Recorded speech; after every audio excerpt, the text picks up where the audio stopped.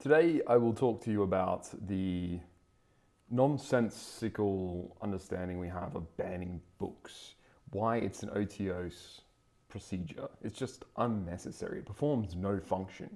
And when we think of banning books, we actually become quite heated in this conversation topic. We feel as if we associate the idea of books and knowledge with certain taboo topics, or there's a corresponding feeling of unethical or axiological implications. So is something good, is it bad, and exactly why is it influencing us negatively in this way, and we should ban the book. And that way we are sort of progressing, what is to say, an ethical framework towards better. We're making everything that we know about the field of knowledge smaller in a way that's actually beneficial. Somehow, this is the logic, at least, around the idea of book banning. Book banning is a historically very, very old procedure, and you can see the amount of countries which have banned books is basically all the important ones. And you can also know that since books have been mass-produced, it's been much easier to both mass-produce them, but also then lament and probably repudiate some of them with bans rather than actually saying, look, it's just a book, who cares?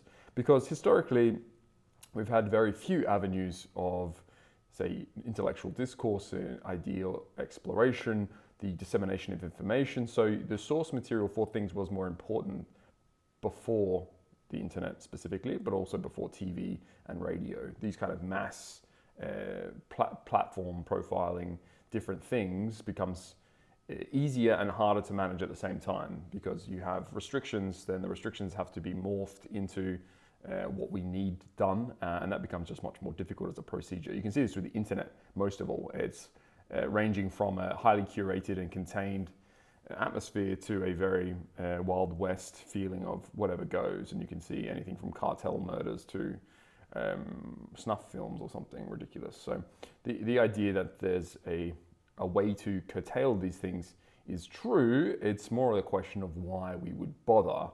But books in particular strike with a different feeling, this apotheosis for people who get what they want, and then the chagrin or fierce denialism and fight from people who don't get what they want in this realm. It's particularly strong when it relates to books for children, what that means, particularly in education structured lexicographies or like bibliographies, something recommended readings for children, where we say like these are words or these are stories or these are something that you're not allowed to use, they're banned. Schools are very particular on this. They ban words all the time. They ban books now. So it's not like it's new. It's much more around why do we feel so fuming or insensate or apocalyptic about this sort of stuff. Why does it give you conniptions? It's because you feel as if I should be allowed to do what I want. But and I'm here to tell you, it's just, who cares? Like, honestly, think about it. Does it meaningfully make a difference in your life? No, it doesn't. The idea of allowing or banning books really only relates to bored parents who have no notion of what this means intellectually anyway. So if you think about it from a structural perspective or a philosophical perspective, masters will do what they want and slaves will be to do what they're told. Do you consider something where I'm allowed to or disallowed to do something as being a master, or is that just something slaves have curated for them? It's something where if you have the ability to be told no, then you're a slave by definition because someone's holding the master whip above you. This is how it works. But I think in general, that's for maybe more abstruse or higher level books. For the mass-produced banned books, as you can see, stupid pictures here of all these books no one cares about being banned. It goes into a few things. I think I have 4 points here. And one is people can't read. You look at the people next to you, the people around you, most of them don't read. And if they read at young adult level, say grade 10, 9, where they're reading for fun probably. And if they read a self-help book or they read some non-fiction, it's very entry level and written in a accessible, I think they call it, which is the euphemism for being written for a child. So this is how we think about books anyway. Most people can't read. You can see the literacy rates here. This is just taken from America. That's both math, but then documentation and prose is barely above 30-40% of the population can accessibly perform these tasks. So if I'm requiring you to construct a document, proofread it, submit it, and this could be anything from legal documents to policy or word or literary documents, most of the population can't do that, can't make the book, can't read the book. So who cares? But really, honestly, it's a fact of life that most norm droids will just not read. And if they read, it's for fun or erotica or fantasy or whatever it might be, which is, once again, fine. But banning the books that maybe 2,000 people would ever have picked up anyway, and of that, they care to actually understand how it's written. You're talking such a micro percentage of people. Secondly is books don't really have that effect anymore. No one reads a book and goes out and does things. You can see this in an elementary way, even with, say, Christians, where they read the Bible and it doesn't actually, I want to say, harness their will. It doesn't become them. It doesn't galvanize them into anything. When you're a religious person, the texts are sacred, and there's a ecumenical reason to read these things, and it becomes such a important cornerstone in being a religious person that the books they have this role whereby you can base all of the moral teachings of anything related to the progress of your own life into and relate back to all of these analogies or these metaphors, whatever they are, facts, histories. But you know, most people don't really do that. You have very strict fundamentalist Islams reading the Quran, and maybe they're the closest you'll see to enacting book policy in their lives. But their lives suck. No one wants to be one of those people.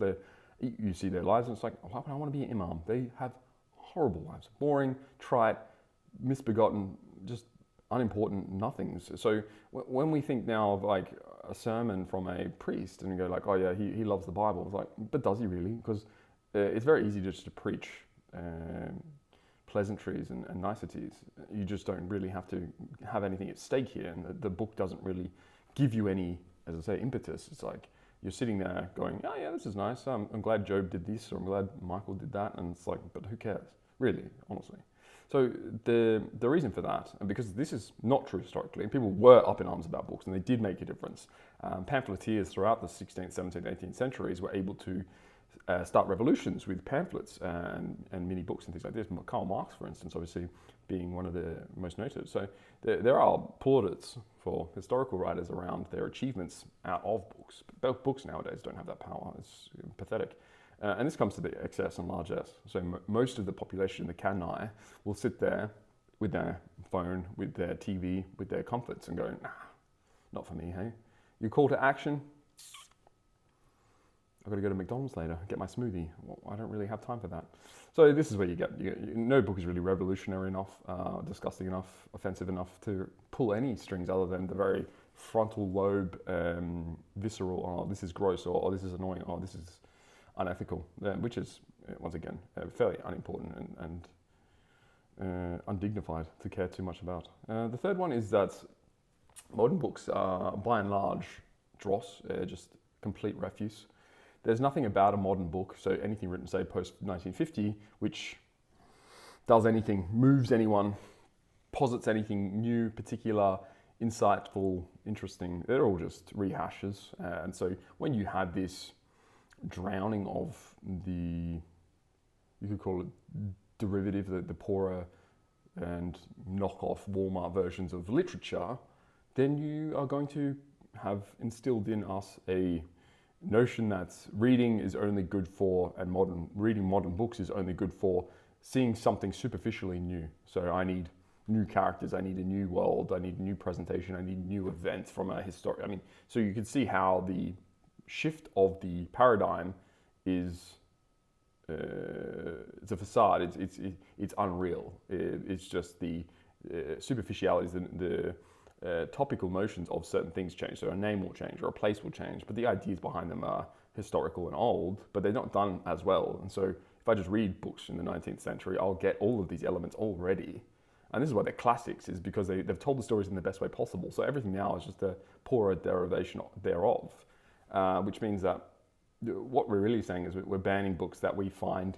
I mean, if you historically think of the most disgusting books think it's 90 Days to Sodom or 180 Days to Sodom, whatever it is. It's like, okay, horrific and gross, but now it's like, okay, every wannabe offensive writer can write something gross like that now and probably not get banned. And it's probably one of those things where no one really cares because it's just it's shallow, it's vapid, and it belies a certain unimaginative processes by people who are trying to make a name for themselves rather than performing and producing works of art or insightful works of philosophy or literature or something interesting. This also makes us understand how and why book banning is in particular still ongoing as a concept. We say, look, now we've banned, say, instance YouTube channels or social media platforms or profiles. We've banned certain people and their ideas. So this is a continual phase. There's some call it the overturn window, but there's much more of a accepted discourse stream, and then everything on either side of that, or either around the sphere or outside of the sphere, is something where we consider it inappropriate and thus warranted to be banned. And then there's a whole bunch of hoopla around, well, you can't ban my thoughts, you're not thought police, I'll just have a new platform with my new profile and all my followers will migrate there, and this is where you get multiple platforms with varying degrees of censorship. There's always going to be censorship just because of the way that humans are. They don't like to hear things they don't like to hear.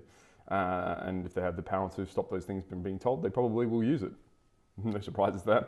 And so this is why the progress from books onto internet censorship makes the most amount of sense from a morphology perspective. It's the same procedure, just applied much more directly in real time rather than this long lag process of I've printed a book undercover clandestinely and now I've shipped it to the plethora of publishers in different countries who are willing to publish my works, blah, blah, blah. No one cares.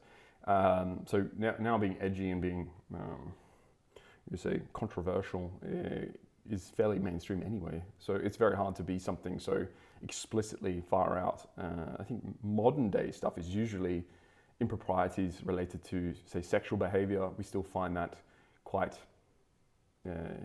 gross and lacking decorum, uncouth, because when a woman or man particularly goes out and lavishes themselves on the world, it's something obviously lecherous and lascivious, but not something we typically want to see. So we're forced to see something we don't necessarily want, or we feel as it should probably be private.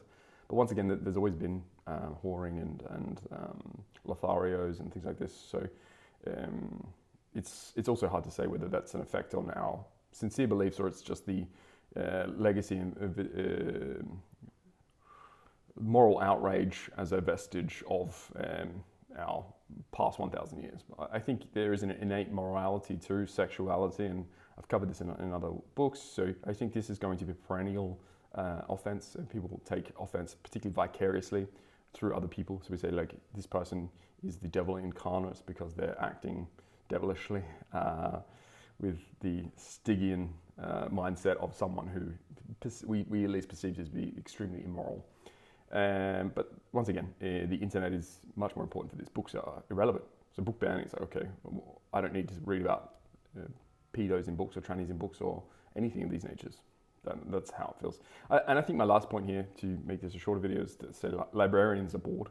Librarians want to feel important. They have nothing else in their lives. So shock horror, they invent, you could say, scandalization of their field in some way to say, no, look at me, I stock banned books, or I'm a supporter of whatever homosexual unicorn story that's written for 2-year-olds that a 2-year-old is never going to really care or think about or understand. It's more about the parents. And then it's like, why is a parent reading this? Well, one parent does it so they can throw it in the other's face, or one parent wants to ban it so they can throw it. This is, once again, it's a classic boredom and hysteria of what are particularly middle-aged women and some men around what I find is the moral conversation. Most of it's casuistry anyway. I would say there's a very small amount of eudaimonia or enemy around what we think of as a moral topic to be at least debated or allowed, disapprobated, whatever the convergence is here around, do we think this is okay for modern discourse or not? I don't care. I'm not going to read this stuff to my kids. You have the choice. If you want to read them weird books about sexual stuff when they're 4, there's probably something wrong with you, and that's very clearly a visceral reaction. You should probably know these things. Kids should elect to read the things that they want to read. And so grooming is involved when they turn teenagers because there's old, creepy men on the internet trying to get them to read things that make them even more morally broken before they've developed their prefrontal cortex. So like this type of stuff. But what you're talking about is less about banning books and more about very creepy, perverted men. And that's probably what the end result is we want to save our kids from creep and weirdos. And I think that remains unchanged. Modern banning books, though, has nothing to do with, say, political upheaval or revolutionaries. And that goes into before. It's like books were much more important when they called for action for certain things or they were morally reprehensible to the church. These two things have shifted, you could say, and the seismic shift here, particularly for online and revolutionary causes, makes books meaningless. And banning them, particularly for political reasons, is just all for show. And that's all there is to say.